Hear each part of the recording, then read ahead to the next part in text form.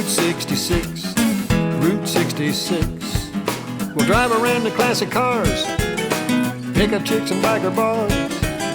It doesn't matter where we are, as long as we're on Route 66, Route 66. All righty. By the end of today, you're going to be over halfway through your 10-day Route 66 road trip. Insane Sam here to guide you through it. Your daily mileage is about to pick up because there's a lot more open road out here and a lot more open space going west. You're also going to start seeing a lot more ghost towns with a lot of remnants of the old Route 66. But before we get going, let's make sure you got good directions. You don't want to get lost.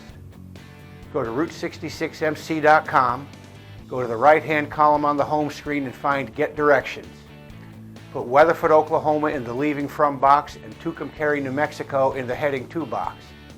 Click Get Directions and turn by turn directions between these two spots are going to pop up. Let's hit the road. Your first town today is Clinton. It hosts the annual Clinton Route 66 Festival each May.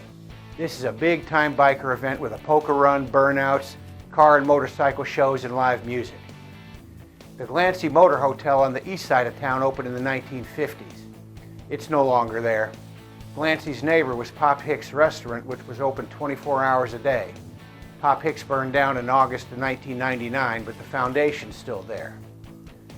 You also can visit the 1892 Mohawk Lodge Indian Store, which was the first trading post in Oklahoma. The Cheyenne Cultural Center is located on the original wheat allotment of the Cheyenne Arapaho Indian Reservation. There's also the Lucky Stars Casino. Be sure you visit the Oklahoma Route 66 Museum on Business 40 at the west end of town. There's this fun self-guided tour set to music through 6 days of Route 66 history. And right outside there's a tiny little red diner that operated on Route 66 in Shamron, Texas from 1956 to 64. Dozens of these little diners were manufactured by the De Valentine Manufacturing Company of Wichita, Kansas, and they were all over Route 66. Across from the museum, you're going to see the Trade Winds Motel. Elvis liked to stay in room 215 over there. Okay, the next town is going to be Canute. You can follow my directions on Route66MC.com, but it's a bunch of twists and turns all over just frontage roads, and it may not be worth it through here. If you want to knock off some time without missing much, get back on I-40 and get off at the Canute exit. Canute was a big Route 66 stop until it was bypassed in 1970. Today it's not much more than relics. The highlights are the Canute Cultural Center, which is in the former 1928 Holly Family Church, the Cotton Boll Motel sign, the abandoned Uniroyal Station, and the Washita Motel sign. I used to come across a lot of motorcycles in Canute. It must have been because of the Wild J Strip Club on 9th Street. The place didn't survive the pandemic. It was a friendly enough place, but the girls were a bit rough and it was only beer. Maybe it'll have a comeback if a vaccine for the pandemic comes out. Elk City hosts Route 66 days in late May or early June every year. The National Route 66 Museum has the largest Route 66 shield on Route 66, and it's on the west end of town. There's an Old Town Museum adjacent to the Route 66 Museum. This museum is a collection of historical replica period buildings, railroad cars, exhibits like that. On your way through town, you're going to go by the 179-foot tall Parker Drilling Company rig. It's one of the tallest drilling rigs in the world. The Flamingo Motel is an authentic old Route 66 motor court that gets pretty good reviews. Make sure to check out the Longhorn Bar. They have wet t-shirt contests in there. Free hot dogs too, but only beer and wine. Oklahoma's a crazy state. Getting to Sayre on the old road is complicated and mostly involves going back and forth across I-40 just to stay on the frontage roads. Again, if you want to knock off a little time, hop on I-40 and get off at Sayre. When you get off there, the Western Motel has a great neon sign. The Route 66 pub in Sayre has a nice Route 66 mural inside, and Owl Drugs has the largest antique soda fountain in Oklahoma. The Beckham County Courthouse is featured in the movie Grapes of Wrath.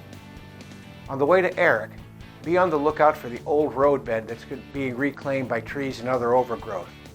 This abandoned strip of road is closed, but it's accessible. There's a lot of debris on the road and overhanging tree branches and stuff like that. Plus, there are intersections with loose dirt or gravel. so it's pretty safe in a car and passable on a motorcycle, but be really careful. It's kind of cool to see that old roadbed over there. As you come into town, you'll be greeted by the crowned Cabana Motel sign. Alas, there's no motel, just a sign.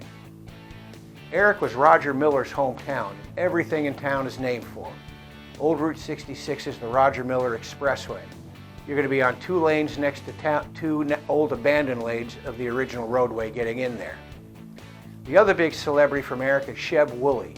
No one remembers who he is today, but he wrote the 1950s hit song Purple People Eater, and he wrote the theme song for the television show Hee Haw. He was notable for his acting career too. He was in High Noon, Giant, The Outlaw Josie Wales, and a bunch of other westerns. He also was on TV westerns, including playing Pete Nolan on the old TV show Rawhide, where Clint Eastwood got his start. There used to be a Roger Miller Museum, but it is closed. The Sandhills Curiosity Shop claims to be the most unique roadside establishment on Route 66. It was run by Harley and Annabelle Russell. There are thousands of artifacts to enjoy. You can't buy any of them, but you can look at all of them and take pictures all you want. Annabelle died and the shop was closed for a long time, but Harley reopened it. He's a bit unique. Attention, attention. This is a crazy guy alert. This is a crazy guy alert. Get the children out of the room. This is going to be disturbing. Well, my goodness sakes alive, I can't believe what's going on in here today. We got Sammy the pervert in here. He's got some more of the trashy nymphomaniac with him. They're getting their bumps, kicks, drives, tricks, sticks, and big bricks. I'm 66, so are you guys ready to cruise the mother road? You know it. Let's get out there in that car, let's turn the key on, let's put the pedal to the metal, let's throw it in gear, and let's leave rubber all the way down Road 66. If you ever plan to motor west, travel my way, take the highway, it's the best. But get your kicks on Route 66. Well, it winds from Chicago to LA, more than 2,000 miles all the way. Get your kicks on Route 66.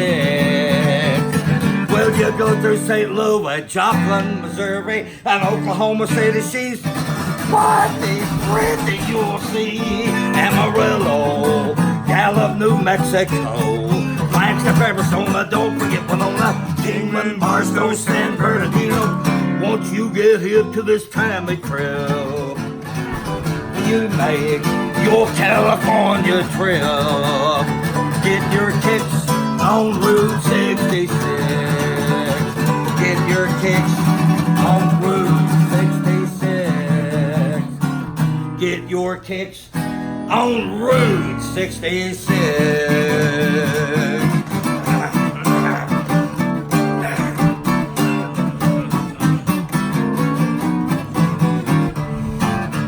Just for Sam the pervert, some more of the trashy nymphomaniac in the redneck capital of the world, getting their bumps, kicks, drives, tricks, sticks, and big bricks on 66.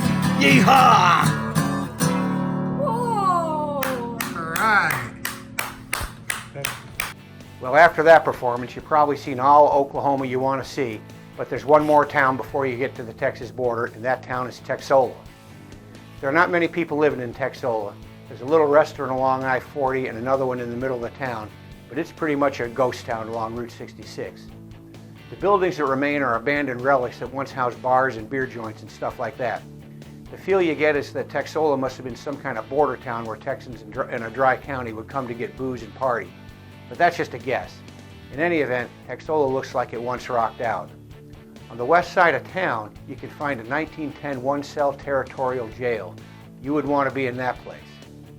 Okay, this is the end of the first leg of your 5th day of your Route 66 tour. In the next video, you'll be halfway across Route 66 when you get to Adrian, Texas. But before going to that video, do me a favor. Hit the subscriber button to make sure you get notifications of when I post new videos. Also, be sure to comment on this video. I'll do my best to respond. Insane Sam out, and look forward to the great state of Texas.